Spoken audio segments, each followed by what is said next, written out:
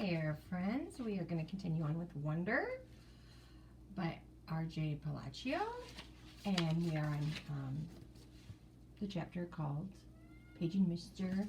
Tushman. I would have been more nervous about meeting Mr. Tushman if I'd known I was also going to be meeting some kids from the new school, but I didn't know, so if anything, I was kind of giggly. I couldn't stop thinking about all the jokes Daddy had made about Mr. Tushman's name. So when me and Mom arrived at Beecher Prep a few weeks before the start of school and I saw Mr. Tushman standing there waiting for us at the entrance, I started giggling right away.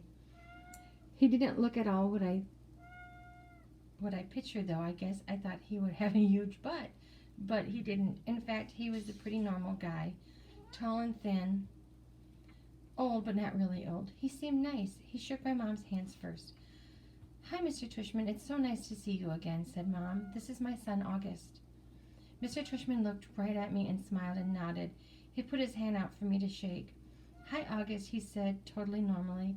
"It's a pleasure to meet you." "Hi," I mumbled, dropping my hand into his hand while I looked down at his feet. He was wearing red Adidas. "So," he said, kneeling down in front of me. I couldn't look at his sneakers, but I had to look at his face. "Your mom and dad have told me a lot about you." "Like what have they told you?" I asked. "Sorry." "Honey, you have to speak up," said Mom.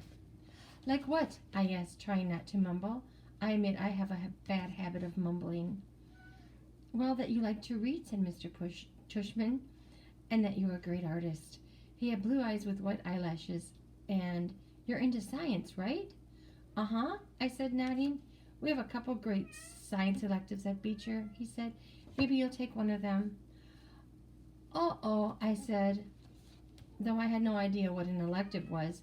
"So are you ready to take the tour?" "You mean we're doing that right now?" I said. "Did you think we were going to the movies?" he answered, smiling as he stood up. "You didn't tell me we were taking a tour," I said to Mom in my accusing voice. "Augie," she started to say. "It'll be fine, August," said Mr. Tushman, holding his hand out to me. "I promise." I think he wanted to take his hand, but I took Mom's instead. He smiled and started walking towards the entrance.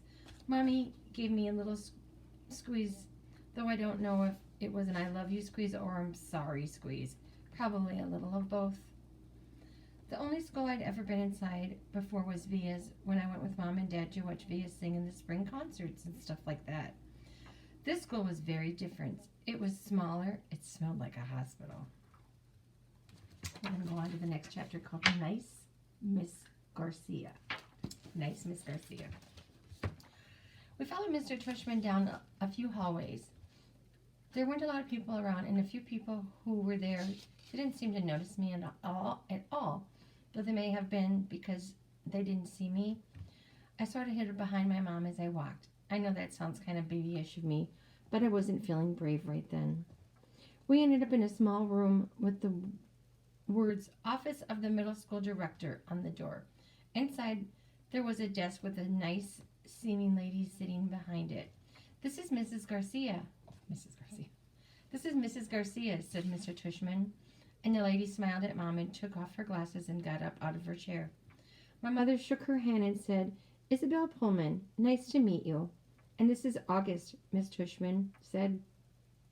Mom kind of stepped to the side a bit so I would move forward. Then that thing happened that I've seen happen a million times before. When I looked up at her, Mrs. Garcia's eyes dropped for a second. It was so fast no one would have noticed, since the rest of her face stayed exactly the same. She was smiling, a really shiny smile. "Pleasure to meet you, August," she said, holding out her hand for me to shake. "Hi," I said quietly, giving her my hand, but I didn't want to look at her face, so I kept staring at her glasses, which hung from a chain around her neck. "Wow, what a firm grip," said Mrs. Garcia. Her hand was really warm. "The kid's got a killer handshake," Mr. Tushman agreed, and everyone laughed above my head. "You can call me Mrs. G," Mrs. Garcia said. I think she was talking to me, but I was looking at all the stuff on her desk now.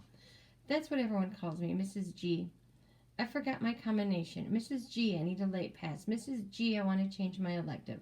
Mrs. G's actually the one who runs the place, said Mr. Trishman, which again made all the grown-ups laugh.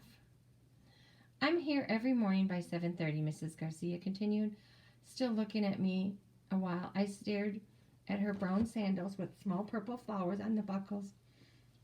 So if you ever need anything, August, I'm the one to ask, and you can ask me anything. Okay, I mumbled. Oh, look at that cute baby, Mom said, pointing to one of the photographs on Mrs. Garcia's bulletin board. Is he yours? No, my goodness, said Mrs. Garcia, smiling, a big smile now. That was totally different from her shiny smile. You've just made my day. He's my grandson. What a cutie, said Mom, shaking her head. How old? In that picture, he was 5 months, I think, but he's big now, almost 8 years old. Wow, said Mom, nodding and smiling. Well, he is absolutely beautiful. Thank you, said Mrs. Garcia, nodding like she was about to say something else about her grandson, but then, all of a sudden, her smile got a little smaller. We're all going to take very good care of August, she said to Mom, and I saw her give Mom's hand a squeeze, a little squeeze. I looked at Mom's face, and that's when I realized she was just as nervous as I was, I guess.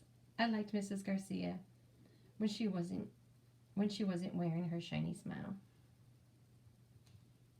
That's the end of that chapter.